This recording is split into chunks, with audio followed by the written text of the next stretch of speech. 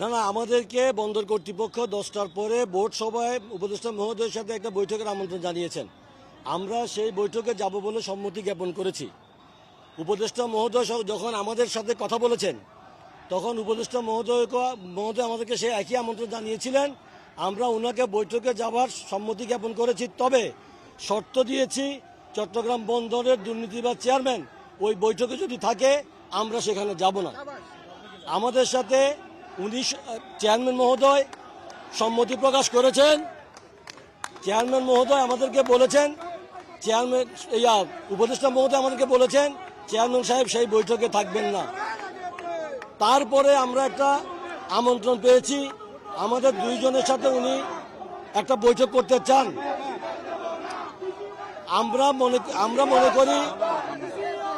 মনে করি বন্দরের সকল কর্মচারীদেরকে রাস্তায় রেখে কোনো উপদেষ্টা বা প্রশাসনের সাথে আমরা পার্সোনাল কোনো বৈঠক করব না।